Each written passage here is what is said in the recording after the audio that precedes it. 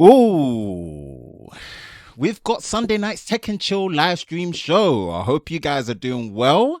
Welcome. Hope you guys are doing well, man. I'm pumped. We are in Sunday night Tech and Chill show, brought to you by myself, Ben, from the Lover of Tech channel. Hope you guys are doing well. Hope you guys are safe during this time. Happy Sunday. Hope you guys had a great weekend and also had a great week. We are in the 8th month of the lemon year known as 2020. And how are we all getting through it? I hope we are all well and we are all safe during this time. Thank you all for tuning in. Hope you guys are doing I hope everyone's all right. I hope everyone's all right. You know, we're just here. We're going to be talking some tech and chilling as always. And we're going to get unplugged raw to it. So make sure you guys share that stream out, man. Show is live. We're gonna have some fun tonight, as always, man. It's gonna be good. It's gonna be good. It's gonna be good. As you've seen in the title, man, we've got some nice topic and we might throw in some bonus ones depending on how time rolls. We are gonna be talking about the Samsung Unpacked event, but we are specifically gonna be talking about the Note 20 and the plastic design of the build materials that they're using in there. And also, we are going to be talking about the sneaky refresh of the new 2020 iMac. There's a new 2020 iMac, which in some cases is actually more powerful than the iMac Pro. Interesting. So we're going to be talking about that. And we'll throw in some camera talk as well. And that might be debated in between somewhere where you're looking at it either on Nikon side. Yeah, I know Nikon's not the most popular and people forget about Nikon, but it's one of those things where they are still about, where they've got a registered camera potentially, or we might even talk about finally an RF mounted cinema lens, an RF mounted cinema camera from the guys over at Canon. So yeah, we'll see.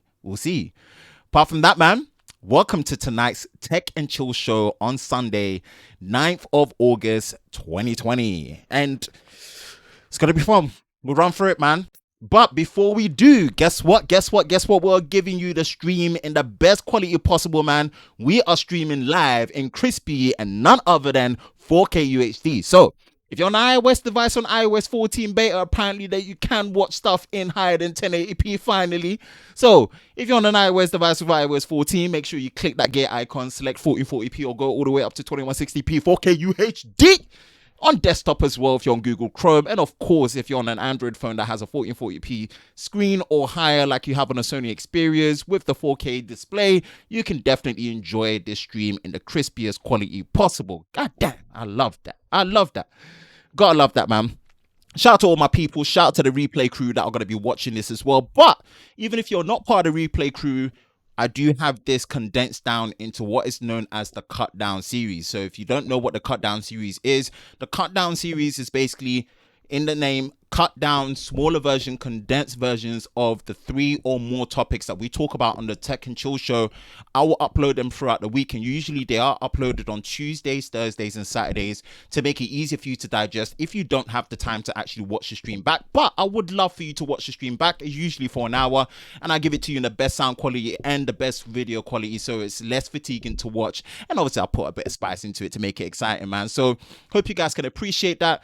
And yeah, that is pretty much the explanation for the replay crew and also what the cut down series is. There is a playlist in the description below, so if you want to go there and see all the little topics that we talk about, nicely condensed so it's easier to take in, no issues.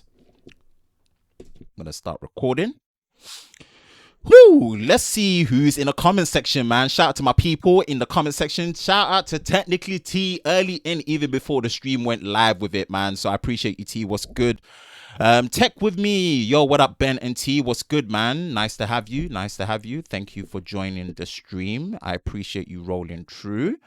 Nothing much, man. Just watching on my computer, on my desktop right now, chilling at 5 p.m. on a Sunday. If you're on the desktop and you're on Google Chrome, you know exactly what to do. Hit that gear icon, select 1440p or 4K UHD. Enjoy it in crispy and also the best sound quality possible. Yes, sir. I hear that. Just browse on Amazon for some new goodies. As always, man, Amazon is literally just the ice cream man to us, man. For real. Been having way too much fun with that second-hand trap, bro. Do you know how much I've been wanting to literally get my streams to this level? All I need now is a stream deck. Once I get a stream deck, game, set, and match. Trust me, it's only uphill from here, guys. I hope you guys are enjoying it. I noticed I was browsing eBay and also browsing Amazon, looking at cases and the devices and I ordered and review. Browsing on eBay, look good too. Yeah, yeah, yeah, yeah, yeah. Oh, my people, my people, my people, my people, thems. So we're gonna get this kicked off. We're gonna talk about Unpacked. Um, oh, okay, 2020 Unpacked with Samsung. Okay, before we actually head off and we actually start, roll call. Let me know how the audio and let me know how the video is. If we're in sync, if the audio sounds clear, if the video sounds good, no drop frames, everything's coming in nicely. Please, please, please give me your feedback. Let me not assume everything looks fine on my side, but you never know how it is on the other side, man. Live streams are not live streams unless you get some funky little requests and stuff come through. So my audience, give me some feedback and let me know that everything sounds good. Or my drinking, I'm just drinking diluted drink, Ribena by the looks of it, and I've got water. We've got to keep hydrated, man. I talk a lot and I talk quite fast, so yeah, you get dry mouth and stuff, man.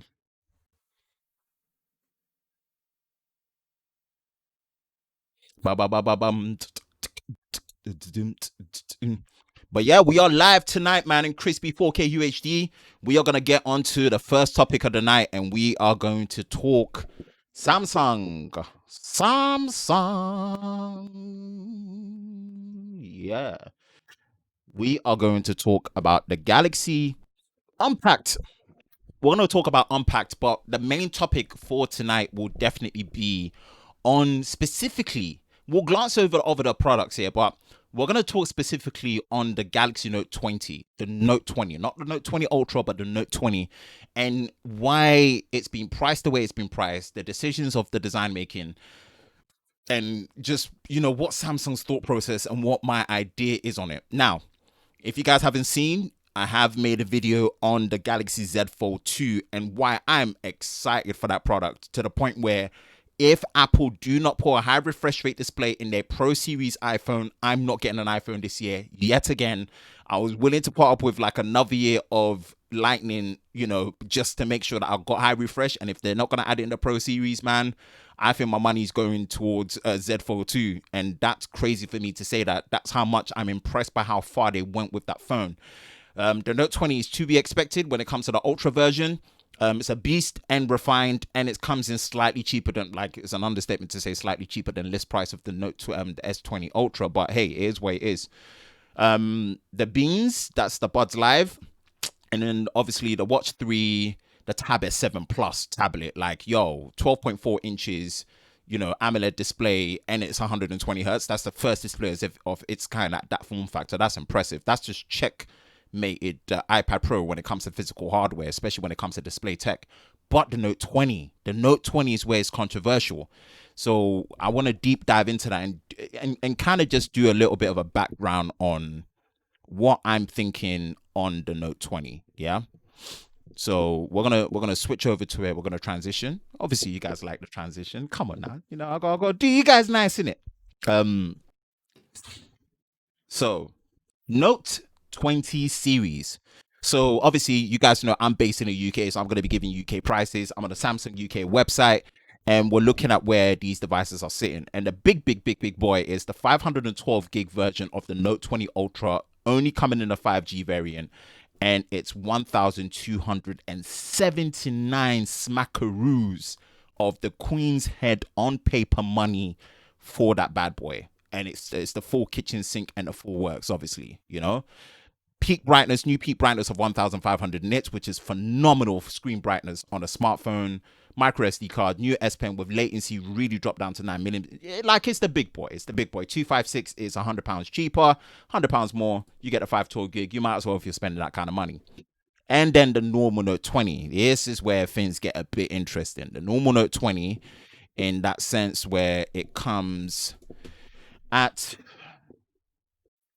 two variants, one storage SKU, flat display, LTE 4G only, 849 if you're buying it cash outright, no monthly payments, no down payments. 5G variant, which you might as well get at this stage for the money that you're spending, honestly. That's me. But again, you might want to save that money. But we're going to discuss whether this phone itself just makes sense for where it sits. Honestly, if it makes sense for where it sits, that's where the qualms really are. If it makes sense for where it sits. Oh, let's go to GSM Arena. I'll switch over. Yeah, this is the Note 20 5G. The Note 20 5G, very much the same phone. Okay. Now, pre this, we're gonna scroll down. We're gonna check this. Yeah, this is it. Obviously, it's been announced as of Unpacked. It's gonna be coming in the next 2 weeks, and this is where we've got it. We've not got the latest Gorilla Glass, right? We've got Gorilla Glass 5 on the front, and then we've got a plastic back. Ugh. Still get the same IP68 water resistance, 1.5 meters, 30 meters, for 30 minutes. Stylus. Obviously, it looks like you don't have the same dropped. Okay, we'll do a comparison after to the Ultra, but it doesn't seem to have the new latency drop of 9 milliseconds, which is interesting. Here's where it really, really irks me. This is where it irks me, right? And when I say irks me, remember the price. We're looking at this, yeah, £50 shy of a bag. Yeah, 50, like a G. And you're giving me a 6.7-inch display. Fair enough, it's probably bright. Full high definition plus, which in a way is still not a problem, but it's a problem. And I'll explain why it is a problem. Gorilla Glass 5, which not even 6, or the new 7, which is obviously the Victus, but no high refresh rate. You are not giving me a high refresh rate. 60 hertz? You can't even give me 90 hertz? Like, does it hurt you that much? Pun intended. Hashtag bars. For you to be able to do that? Nah, come off it. No way. And then for us lot in Europe, we get the ill-fated Snapdragon, the Exynos 990. And again, if you guys haven't watched it, part of my acapella series when Exynos was great, grand scheme of things, we don't have a choice, right? We didn't get the Exynos 992, we didn't get the Snapdragon 865 Plus. This is what we've been, this is the cards that we've been dealt with, right? One storage SKU.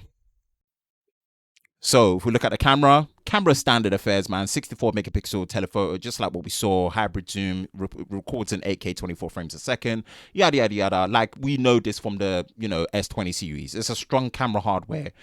No pixel bin on the selfie, 10 megapixels, so it just outputs what it needs to output. Decent sensor size, pixel size is massive, dual pixel autofocus, selfie with the video up to 4K 60 UHD. Awesome. Like, all of that stuff is there.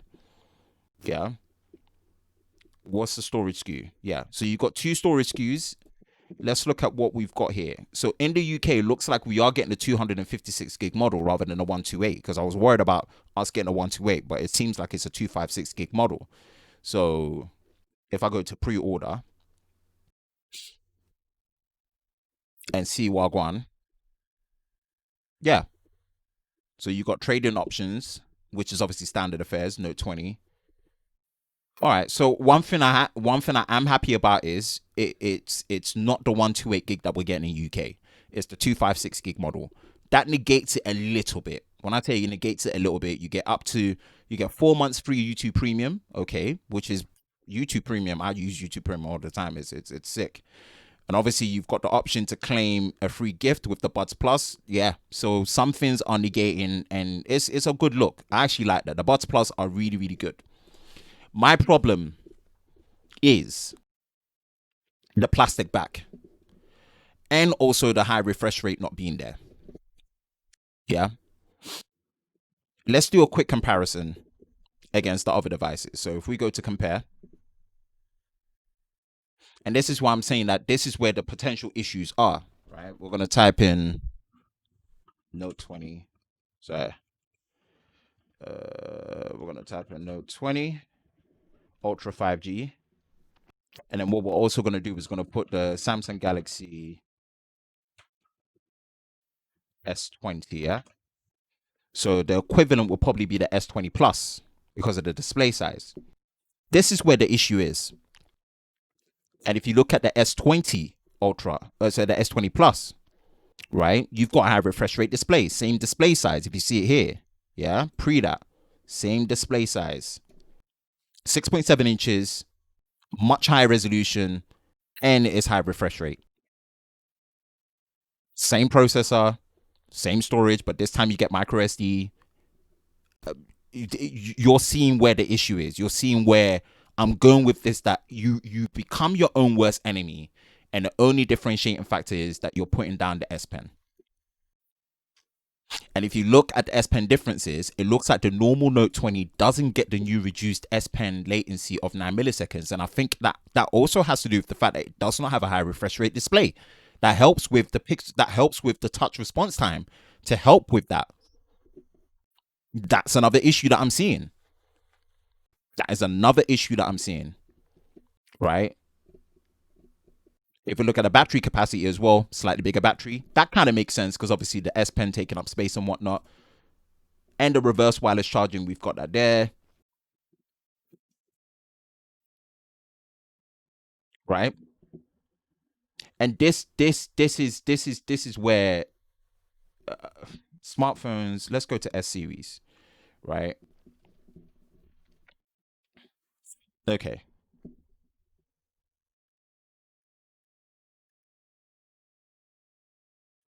So storage wise is where it wins with the normal Note 20.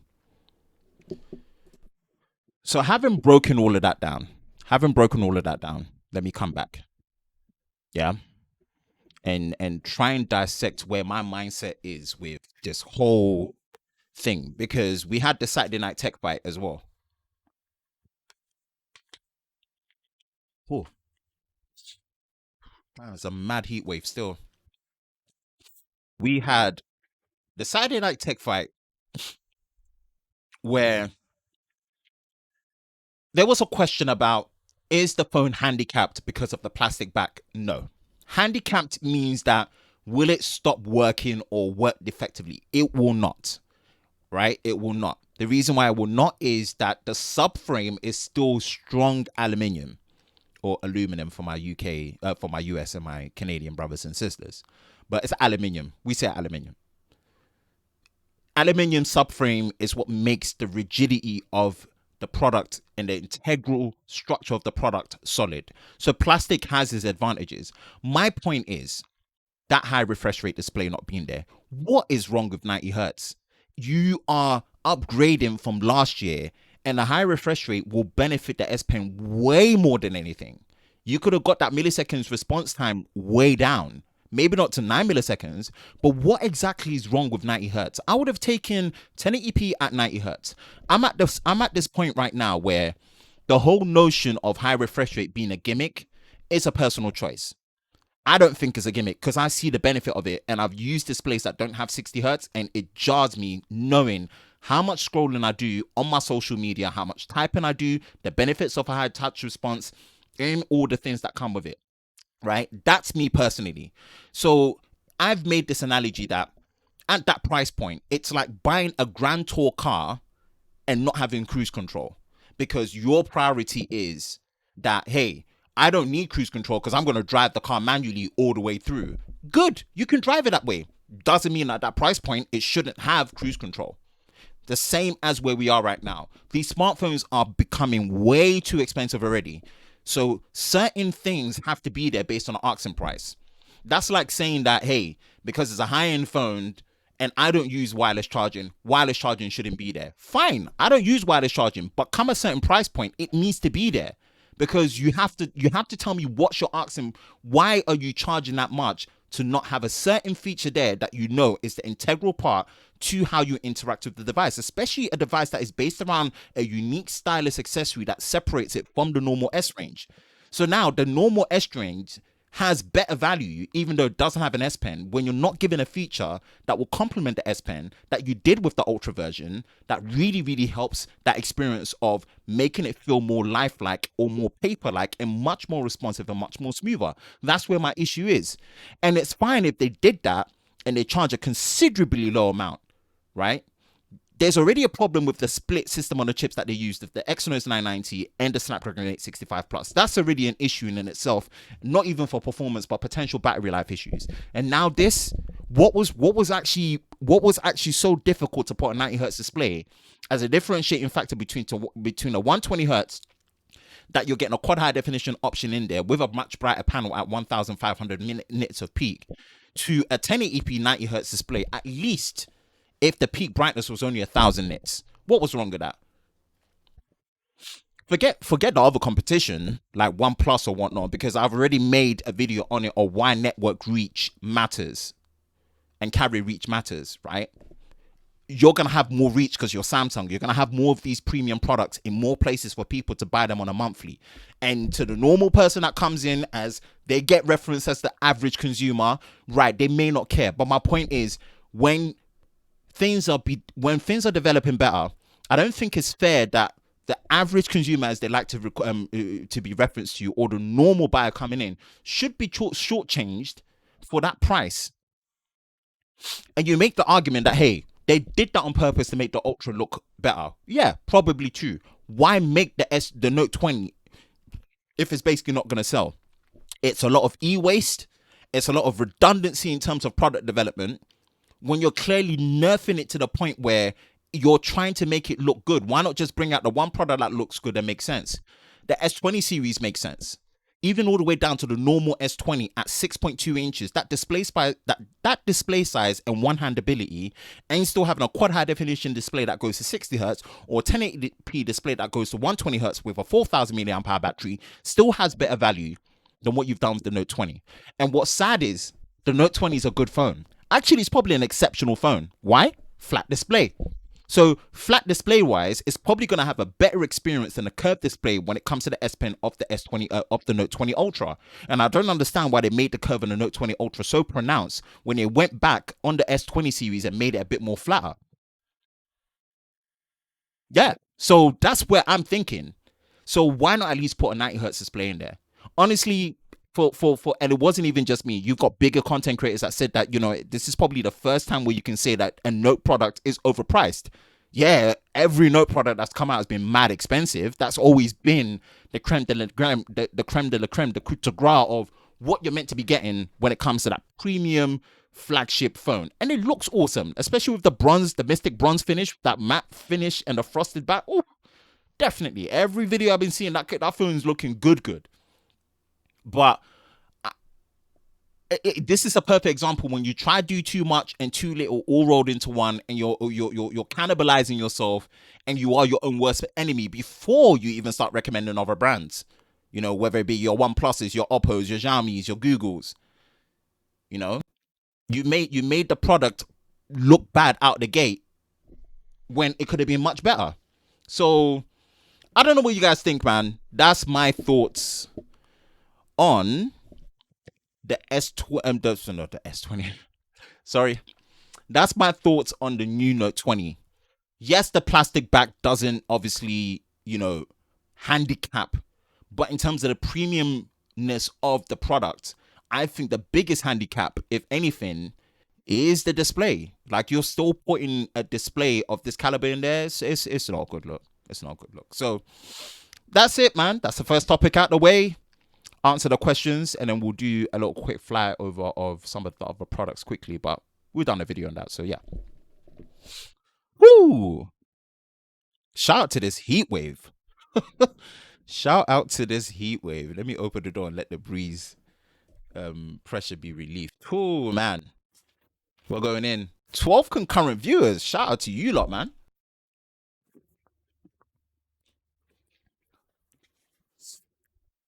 Shout out to you guys. Let's see. Woo! Oh yeah, we got a breeze. I need to get a little aircon in here, man.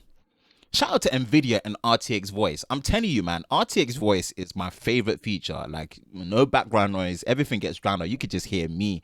I don't even think you guys would hear me typing if I was typing, So that's what's so dope about RTX voice. So yeah, let's go through the comments, man. Let's see what I go on with the people thems. My people thems. Good evening.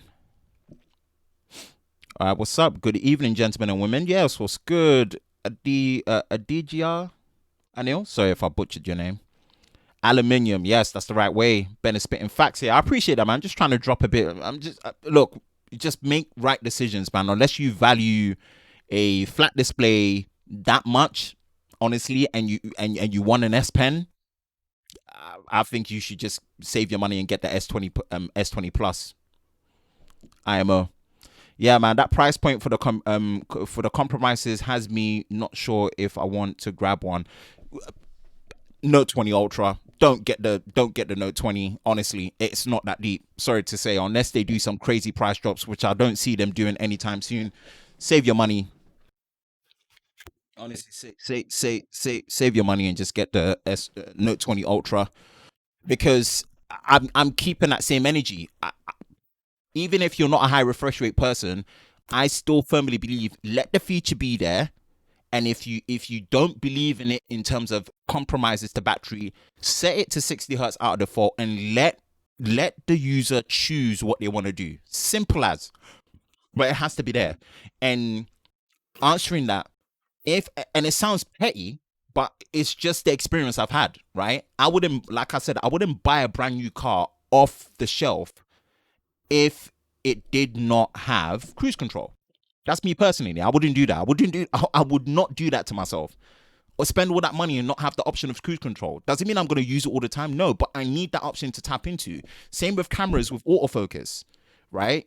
I'm not going to use autofocus all the time, but I want the option to have good autofocus when I need to tap into it. So I buy the argument of it not being a priority or doesn't change fundamentally how you use the device and you see it as a gimmick. Fine, don't enable it, but it needs to be there as part of the asking price in the premium arena, especially when you get in phones like the OnePlus Nord that is £379 and it's doing high quality 90 hertz display, AMOLED, brightness, and FHD plus and a 6.44-inch display. Don't give me that. You missed me with that. Sorry, you missed me with that excuse of high refresh rates are not needed. Yeah, they are. Sorry, at that asking price, they are. I just hate the Ultra has to do FHD. I think you know what, yeah. I think it is bad, but apparently, my guy Foxtech did videos on that. But apparently, like with the OnePlus devices on the 8 Pro series, they had a lot of minimum display brightness issues. So potentially, maybe Samsung know why they've intentionally not enabled both of them at the same time, because it might be causing niche low end display quality issues that they didn't want to probably expose themselves to. I mean, the technology's there, and I've already said it that I don't think they would admit it, but I don't think the battery performance and the thermal performance of the Exynos 990 handles both quad high definition and high refresh rate 120 at the same time very well compared to the Snapdragon. So I think that's another thing where they've actually just kept it at the same parity of what they can both handle. Again, that is just speculation. I don't have any facts to back it up. I just have a feeling that's where it is, honestly. And I mean, hey, 1,500 nits of peak brightness. The sustained brightness is going to be even higher. Trust me. All the things for having a bright display makes a difference, for real, for real. Ben, mate, I really wish I could stay longer. The time zones, I'm an hour ahead of you. BS. Oh, for real. That means you're somewhere in Europe, like either Amsterdam or something. Have a safe evening ahead. Stay safe. Stay hydrated. Epic weekend. Yeah, appreciate you, man. Thank you. Marvin Wallace, Ben, you look like ready to go and fire the booth on a Samsung. Yeah, G. What's good, Marvin? What's good? Thank you for joining the stream. So, yeah, man, that's my thoughts on it. And I'm just straight cap, like no cap. I'm not getting an iPhone 12 Pro series. I'm due for an upgrade. I've reduced it down to a SIM only, so I'm paying dirt cheap for my plan, which I'm happy about. So I can pretty much upgrade to a phone anytime. Apple's event is usually second week of September. If the normal 12 and 12 Max will not have high refresh rates, that's fine. Do whatever you need to do. The Pro series, the 12 Pro and the 12 Pro Max, if they don't have even 85 or 90 hertz display or high refresh rate, forget it. I'm like, it's already bad. It's gonna have lightning, and there's not gonna be USB-C. Like I don't really care for having another camera on there. Honestly, I really don't. I really don't. iOS 14 looked good, but it's like I've not had the need to be tied into the Apple ecosystem of apps that tie you in. That's me personally. So I've not had an iOS device for me to be like, oh, I miss it so much, I need to have it. I wanted to have it because I'm really getting a lot of Android devices. I've got a lot of Android devices, and I just wanted to be in a position where, hey, I've got an iOS device for differentiation. I know what's going on with Apple, and it's a good baseline to compare and do content on. Facts. 100% facts.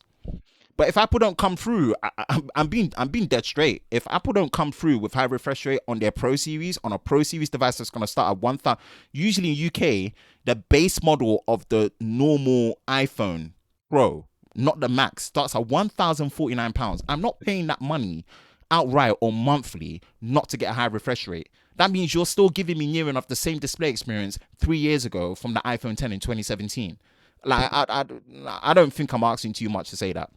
And if they don't, Z Fold 2. How's the Z Fold 2 got a folding screen phone that is 7.6 inches and it does 120 hertz high refresh rate? That's nuts to me. And then the outer cover display, 6.2 inches, all screen borderless with a like. Come on, man. I'll rather spend my I'll rather get my money on that. And that Mystic Bronze, I'll rather get my money on that. I'm being straight. That's me personally.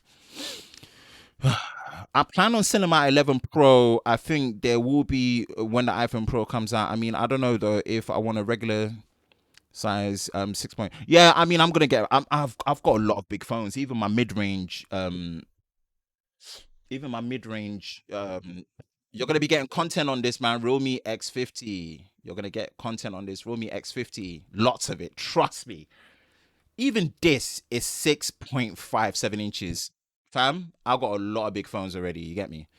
And I kind of wanted to have a one-handed device again, just for the fact that I've got a one-handed device and just kind of rock with it. I prefer big phones, but to have all these big phones at the same time, I can handle it. But I'm like, hey, especially when I'm running and exercising, I would like to have a smaller phone. So if they like, no questions asked, minimum base storage, 128 gig, iPhone 12 Pro normal size, which is obviously going to be somewhere between 5.8 to 6 inches. If it has high refresh rate, I will get an iPhone for differentiating. If it doesn't, like first of September when the pre-orders go live for the Z Fold 2, and then the announcement of the Apple event the week after, and Apple don't have a high refresh rate. That's what I'm looking for. If they don't have that, boy, I'm calling EE. I'm like, yo, put me through, add my 30% friends and family discount, put me through onto that Z Fold 2 now. Mystic Bronze, you get me? So yeah, that's the energy I'm on right now still.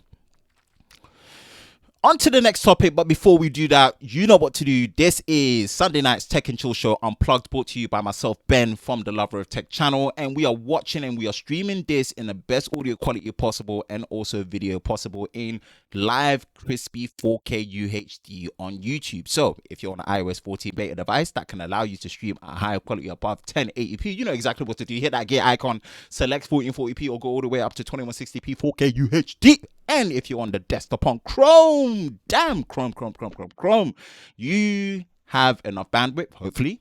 You should be able to watch this in the crispiest quality, which is 2160p 4K UHD.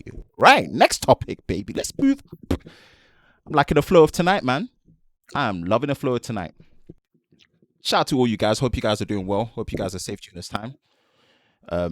What phone do you use now? I'm OnePlus 7 Pro, but I'm actually daily using the Realme X50. This is again, you're getting content on this, lots of it coming as of this week. This is basically Realme's 5G phone for everyone. Snapdragon 765. This really goes against the OnePlus Nord. 299 UK pounds, 299 pounds UK, and you get 6 gigabytes of RAM, 128 gigabytes of base storage, dual SIM, 5G. Like, yo, this is a potential Nord killer, maybe, but is it really going to be a Nord killer? We'll see, man. You'll be seeing content on this for me, so watch the space. Let me respond to some people.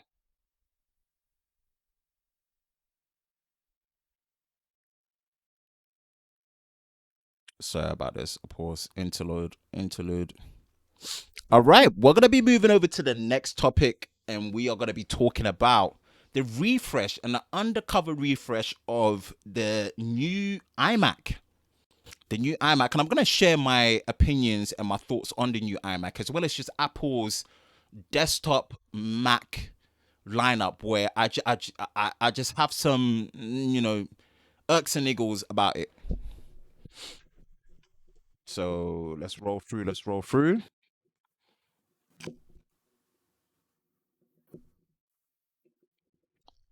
Everyday tech. So 2020 phones have been surprisingly affordable. Welcome to the stream as well, man. Let's look at it. from this perspective. We're going to switch and transition. I'm going to come over here and then, yeah, pretty much just roll through on this one and see what's good. Sorry about this. Let me hydrate.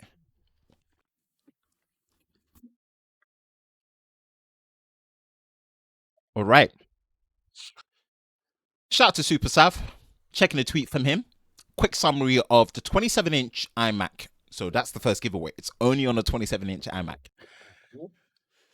5K Retina display, which is always crispy. Finally, people. Pre this. Probably the most important upgrade during this pandemic time. 1080p FaceTime HD camera, rated, about time, up to a 10 core, and I think this is probably based on a 10900K or the 10900 series. It's a 10 core, 10th gen, 14 nanometer Intel i9, up to 128 gigabytes of store of RAM, which you can upgrade yourself. So I advise you buy the base model, 8 gigabytes of RAM, and buy RAM and upgrade it yourself. It's simple and it's cheaper, and we're gonna go through the configurator, and you're gonna see what I mean by that. You have up to, this is beast, up to, this is a custom-made AMD Radeon Pro RDNA version 1 5700 XT GPU with 16 gigabytes of 16, that's double what you get, 16 gigabytes of GDDR6 graphics double data rate memory generation 6, up to 8 gigabytes of internal SSD, but as much storage as you can afford internally, because obviously you can't upgrade it. And it comes with Apple's T2 security chip, which is really good for obviously their security hardware encryption, as well as, you know, HEVC H.265 video encoding and decoding as well. Available from $1,799, and it can spec it all the way up to this. We're gonna actually go through the configurator of both, and we're gonna look at that with the iMac Pro and see where, in a lot of ways, man, this is a lot. This is a much better buy still. It looks decent. Does look decent. It does look hella fresh still. But again, no design change. No design change, and this is what we've been. I'll share my opinions on why there hasn't been a design change, honestly. Switch over. Like, yo, I came prepared tonight, yeah. I had tabs and everything open, you get me? So, you can see that the new moniker is only on a 27-inch. What that basically means is... I think the Fusion drive still exists on the 21.5. That Fusion drive, yeah, is a trip, and Apple are all kinds of wrong for it. Let's see if that that Fusion drive is a trip. What? Fusion?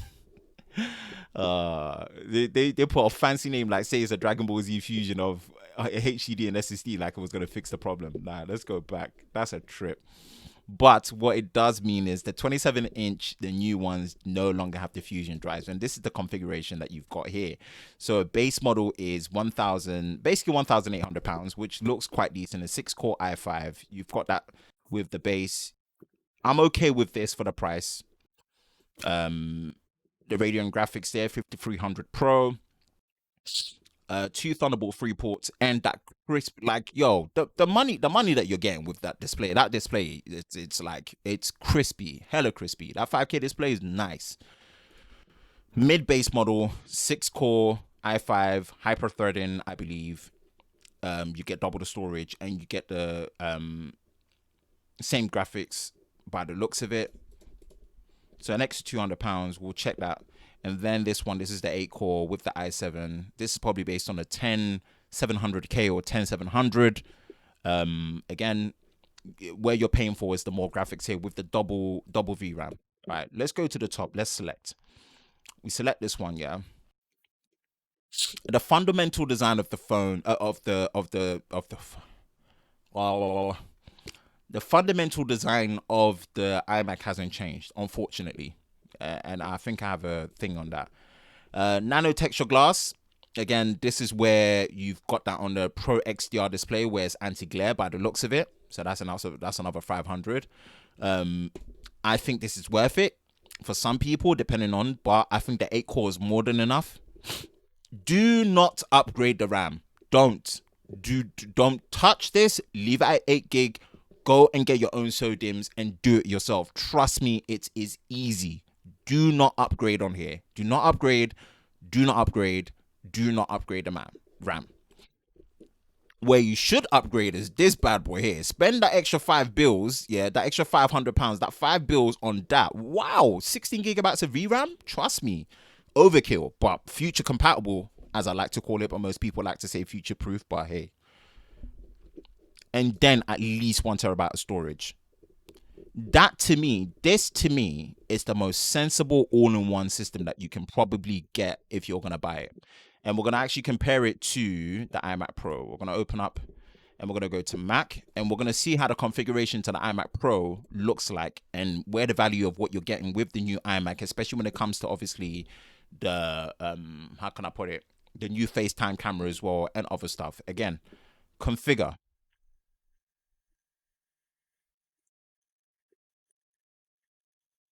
And this is what we've got here.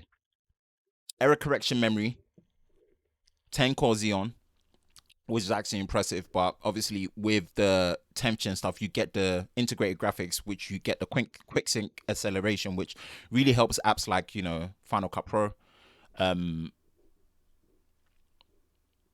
So if you look here, you will probably save somewhere between £500 to £1,000, depending on your RAM configuration of what you're looking at.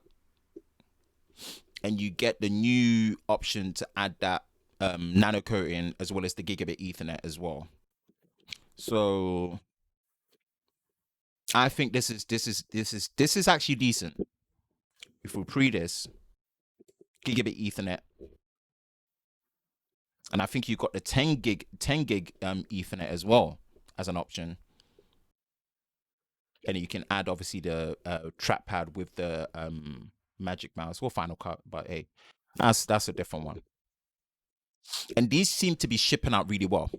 It's a good enough upgrade. It's not an upgrade. It's just a refresh. Let's put it as it's a refresh, right? It's a refresh based on just current situations of what we have, and yeah, it's decent. I'm not an all-in-one person. Here's where my issues are with Apple's lineup.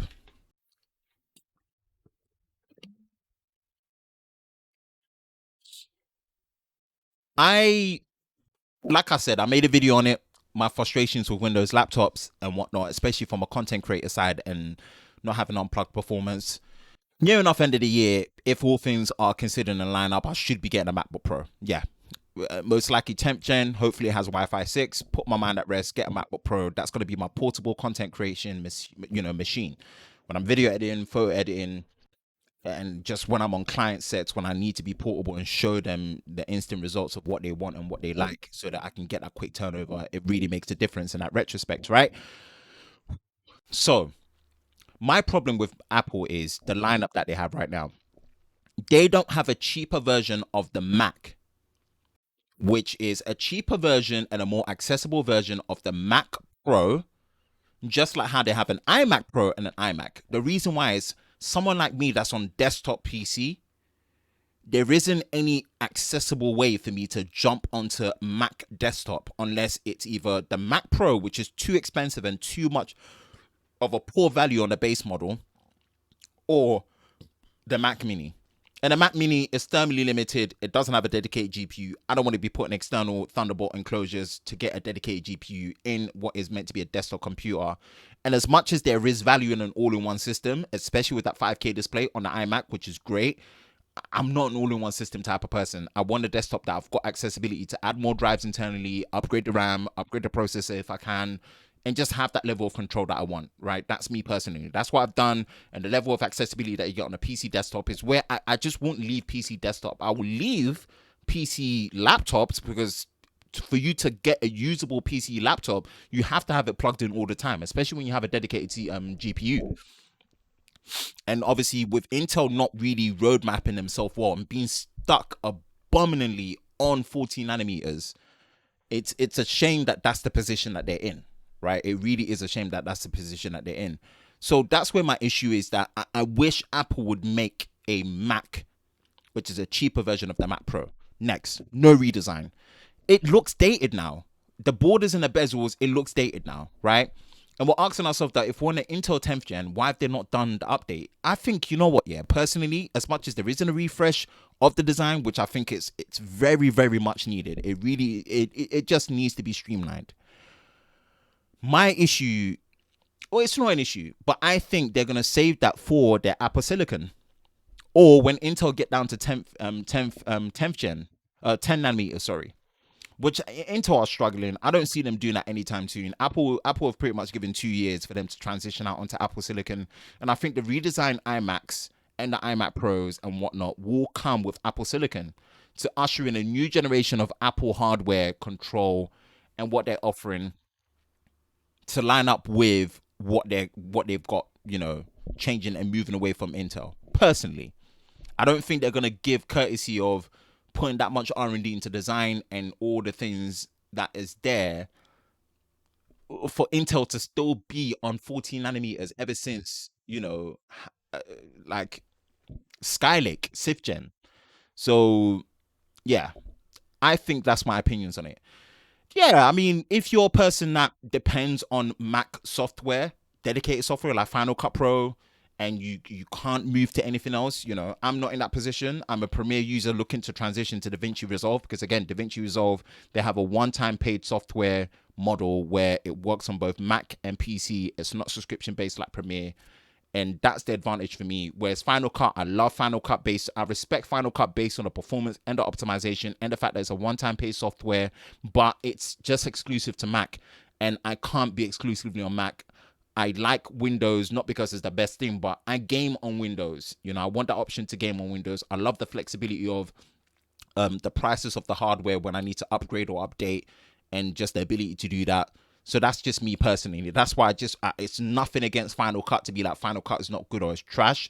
Final Cut is a very powerful NLE, and it's been proven with support with things like ProRes RAW and just what you can do with the magnetic timeline, the background rendering, the crazy export times, the quick sync support, the AMD, you know, metal GPU acceleration, so many things, right?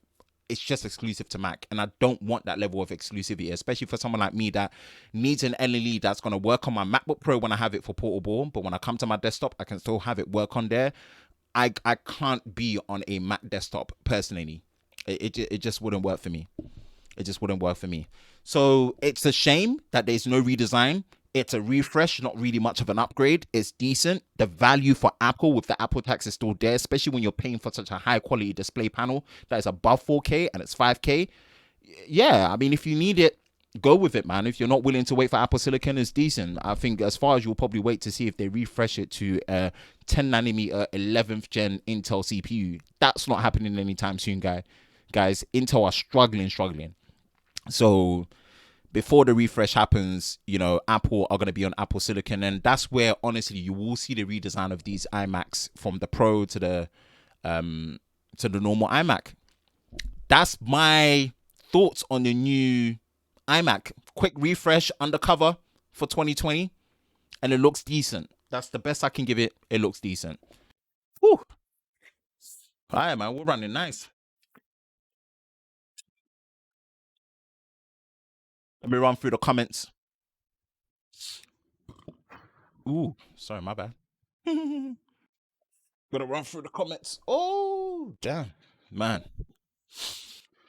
this heat wave is mad still. Heat wave is mad still. Okay, yeah, we'll run through this one quickly. We'll run through this one quick because this one resonates to me still. But I'll go through the comments and see who I'll go on with my people then, and the people that I've joined through. Woo, woo, woo. Okay, so who have you got? Who have you got? So I really don't know what size iPhone I'll get this year, but I don't know. I have a lot of regular size phones. So if you have a lot of regular size phones, go for the 12 Max or the 12 Pro Max. I'm double way around. Just know you read the situation and the hand that you've been dealt with. If you have a lot of regular size phones, get a big phone for once. have a differentiation, then you can know whether you like it or not, and you can just rock with it and you can give your feedback on it as well. Whereas I'm the other way around. These phones are massive, so it'll be good to have a smaller one-handed phone that I can just give my feedback on it and just work it through like I did with the iPhone 10, which was decent, but yeah. What's good, Matt Tyler? It says, "Hey man, sorry, just finished across the podcast. Hope you're well. Hope you're well too." I saw the notification pop up. Everyday Tech. It's a love-hate relationship with Apple. Great tech and software, but you have to pay for it. I wish that iMac had thinner bezels just to bring it to the present. They're not going to do that until Apple Silicon. They're not going to give. They're not going to give Apple. They're not going to give Intel the benefit of the doubt of making and redesigning something that's going to sell off the shelf, because they see that Intel's been slacking. They're not going to give them that benefit. Ben, how about Hackintosh? Hell to the no. I'm not putting up with a Hackintosh. And even as a tinkerer, I'm not dealing with that mess and that headache of a Hackintosh. No way. What's good, Life for Tech, Roger? I agree. I think there will be a whole new lineup once they release their own chip. 100%. It just makes more sense. You might as well spend all of that R&D into your own thing and still cut a lot of overhead in terms of just depending on Intel's very, very slow roadmap. Andy Beats, do you recommend buying the S10 over the S20? Only if price is a thing. I'll rather have the S20 because I value having a high refresh display. So because I value having a high refresh display, I would actually try and pay extra for the S20 because I know having a 120 hertz display makes a big difference, or high refresh rate above 60, whether it's 90, 120, makes a big difference. That's me. If you don't care for high refresh rate, then yeah, save the money and get the S10. But if you do spend the extra money and get the S20, that's me personally. ND Beats. It's so hot in this. Yeah, I've had to open the window, the door, just to let the heat wave just kind of like, not because when I close the door, even though the window's open, there's pressure, so it doesn't actually flow. So yeah, man, it's nuts. What else? Yeah, I think that is the comment section, man. 13 concurrent viewers. Shout out to you lot, man. Damn. Okay, those are the two main topics that you saw in the title, and we are going to wrap up and go into some camera talk and some quick fire camera talk news and rumors. And you know me, I like the camera scene is popping off right now, so we're gonna go down and we're gonna talk about them things there still. Let's look. Pixel 4a, man, worth grabbing for review. Only thing is in UK you have to wait till, yeah, that's seriously, I completely missed that. I might try and reach out to Google to see if I can get one, but I didn't realize that in the USA they get it in, I think, on the 25th of August, but in UK we get it in 1st of October.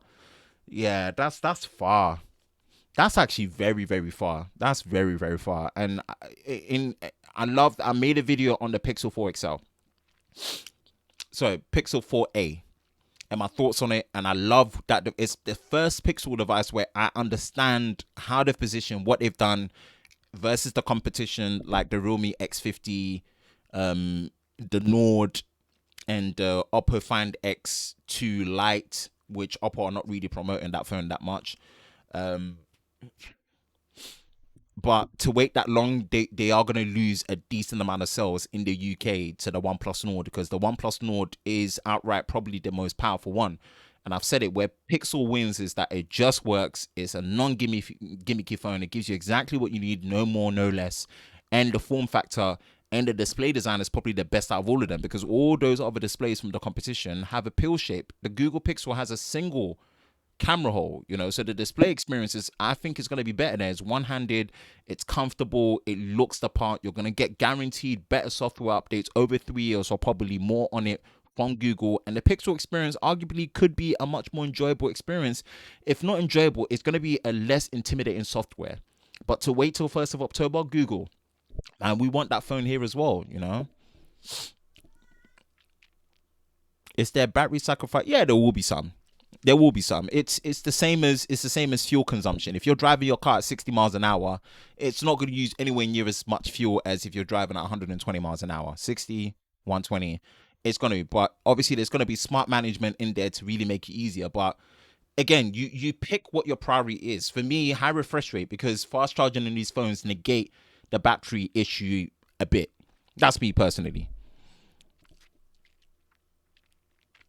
Sorry for the autocorrect mistakes. Realme X2 Pro as well. The phone is so good for 300. Yeah, I like that phone. I like that phone now. 90 hertz AMOLED display, 1080p, 50-watt super VOOC charging. Yeah, Snapdragon 855 plus. It's a beast of a phone. I love that phone. I love that phone. I hope to try it. I hope to try it, but rocking this at the minute with the X50.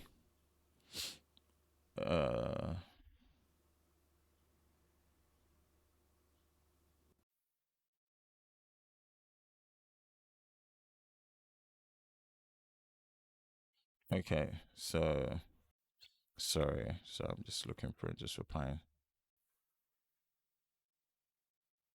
In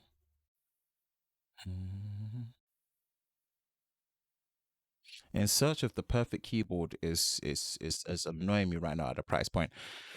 Whoo, okay. So shout out to everyone that's joined the stream. 14 concurrent viewers. Appreciate you guys.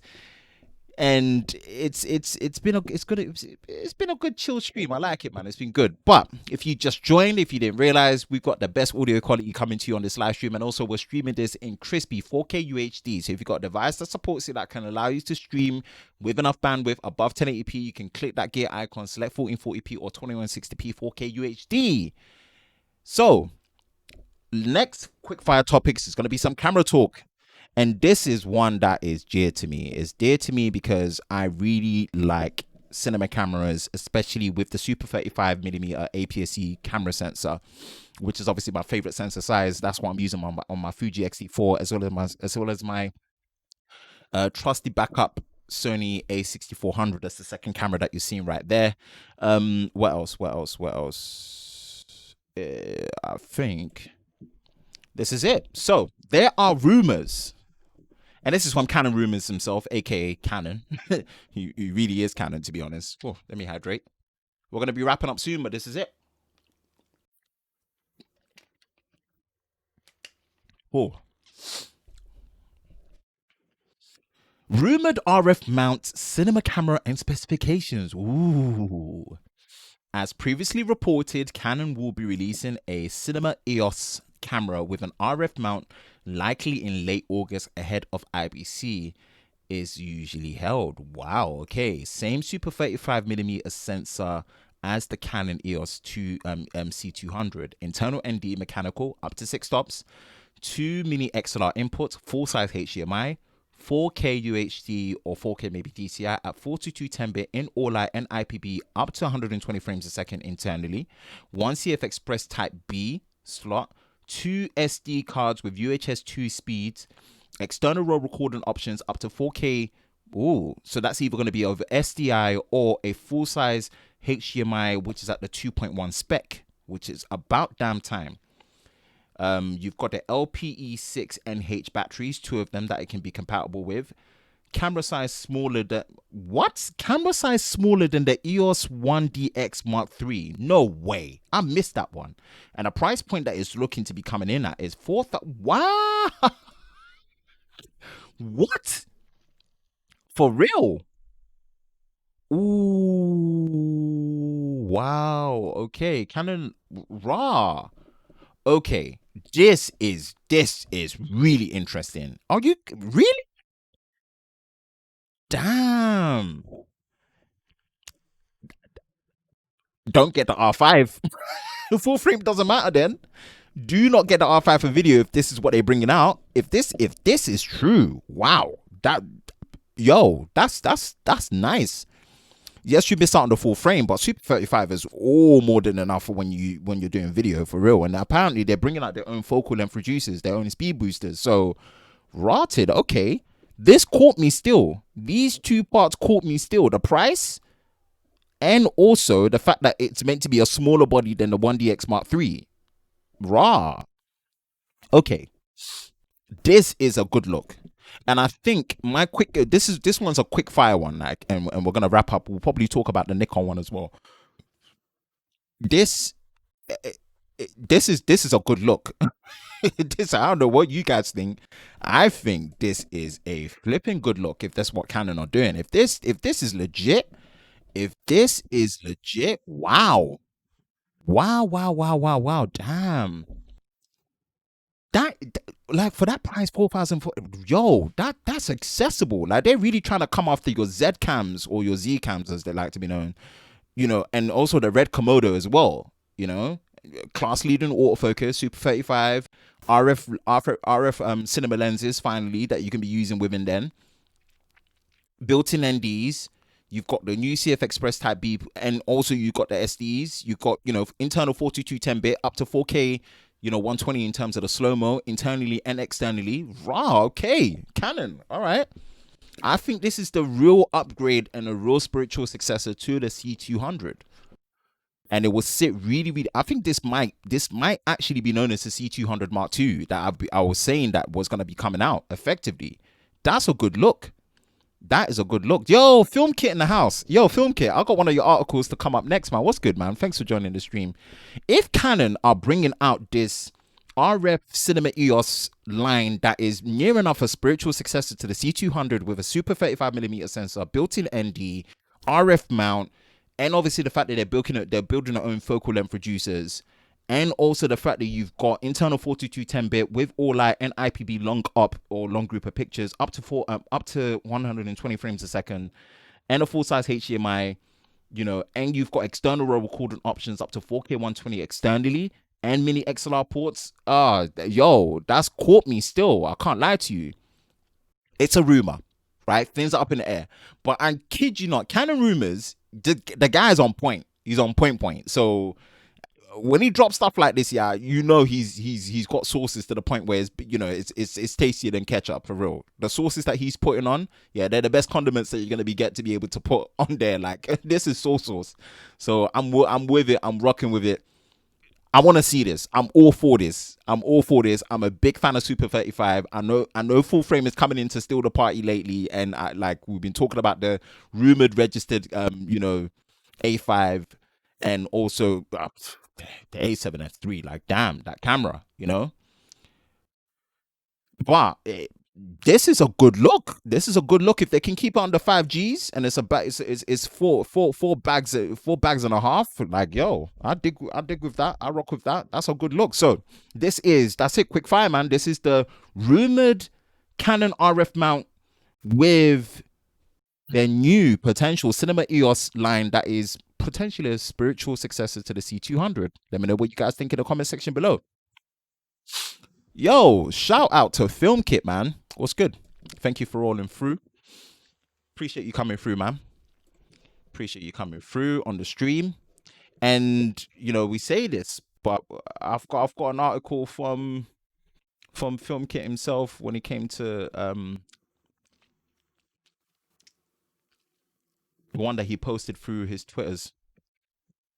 So let's have a look at it, man. So this is another quick fire one as well. Nikon, tomato. Yeah.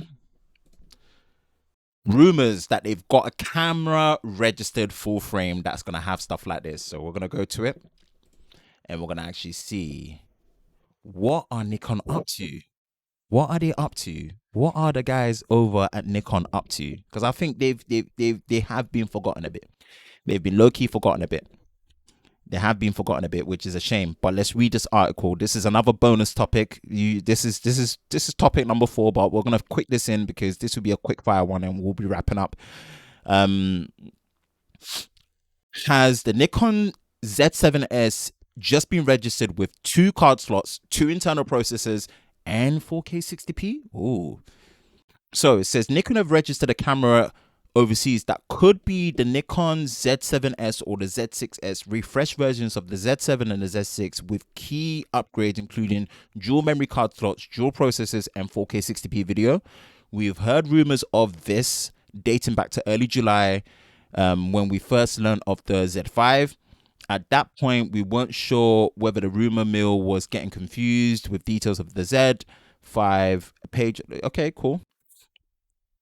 Let's see what else is being said. Likewise here, rumored specs of the courtesy of Nikon rumors will be featured with dual exceeded processors. Okay. dual memory card slots. Okay, pro feature. Hopefully with dual recording, 4K 60 video, definitely current with the times. It's got to be done. And an optional vertical grip with controls. Everything else about the camera, such as the sensor, expected to be the same. Okay, cool. That's not necessarily a problem. If true, it's a smart idea from Nikon rather than replacing the existing full-frame mirrorless line wholesale. Okay, cool. Oh, okay. Yeah, I'm interested. I'm interested.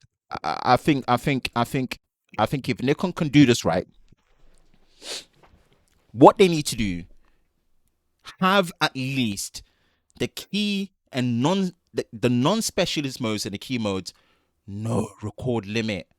No record limit, please. No record limit, full size HDMI, and make sure you put a flip screen. That's just the base foundation of what you have to do nowadays when you're trying to compete in this video hybrid series. You just have to, and you can't miss it. You can't skip a beat on it. So please, worst case scenario, just keep mini HDMI. But please, the camera body is big enough. Sony have proven it with the A7S III that in that body form factor, you can put a full size HDMI in a full frame camera. So there's no excuse anymore. Please, full size HDMI, a proper flip screen with a touchscreen interface, much easier to use. Obviously, you've got autofocus already. You've got 4K 60. Have at least some of the key frame rates and resolutions internally. 1080p up to 60, 4K up to 30 frames a second. Even if it's not in the highest bit depth or the highest bit rates or whatever, or the chroma subsampling, have an unlimited recording option there. This 29 minutes 59 seconds recording limit, 30 limit, it's just dated now. Like at the price point, yeah.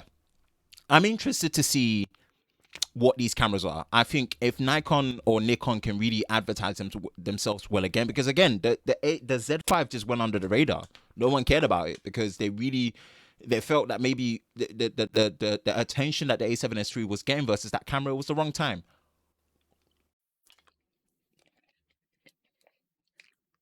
So it's the recording limit. So yeah, that's my thoughts on it. I think that's what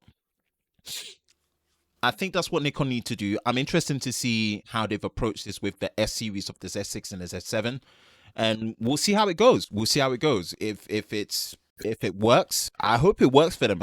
It's a tough crowd. It's a tough crowd right now when it comes to the camera scene, and yeah, that is the rumor. That is the rumor mill for these registered full frame cameras from Nikon, and hopefully we get the features that are in there, and hopefully they can be a sneaky dark horse in the full frame race for video hybrid. So yeah, that is all the topics for tonight's Tech and Chill Show live stream unplugged for Sunday. Right, we'll go back into the comment section and see what's good with everyone else. David Burns, is the record limit to prevent? No. So the record limit, it's part of it. The record limit was part of a video taxation on cameras, where cameras that recorded past 30 minutes were classed as video cameras, and in Europe, apparently in Europe, you had to pay an extra tax for that. So they put that limit there to prevent the price increases and taxes. My thing is, and also part of overheating as well, my thing is, why not deal with that by allowing there to be a paid firmware update to enable some of that? I know it sounds petty, but why don't you just bring that cost as an optional extra to consumers? I really love what companies like Panasonic were doing. Panasonic were way ahead of the curve from the GH4 and the GH5 with unlimited recording way back in 2016 and 17. Sony have joined the party with the A6400, A6600, A7R4, and also now the new A7S III. So credit to Sony, embedded, no issues, no extra pay, no overheating issues, in most circumstances, which is great to see. So record limits have to die. Going forward, any premium mirrorless video hybrid camera that is coming with record limits, please stop it. Like, I don't want to have to use my Ninja 5, right, to get unlimited recording all the time, which I do love because it records in ProRes, and ProRes is the best codec ever. But I do want the option to be able to have unlimited recording into my SD card, internally. So, yeah, that is it. That is it. We're just under the 1 hour 15 mark. I've got 2 minutes with you guys. Fire away. Any questions tech related, non-tech related. This is your time, and then we're going to be wrapping it up and closing shop. Hope you guys enjoyed tonight's stream. I hope you guys really did enjoy tonight's stream, and I hope you guys had fun with tonight's stream with me.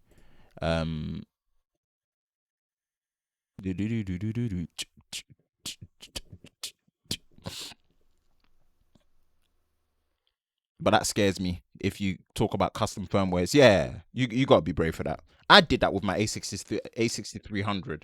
So the A6300 had a recording limit, but there was a firmware that you could flash onto it very easily that gave you unlimited recording, and I loved it. Worked.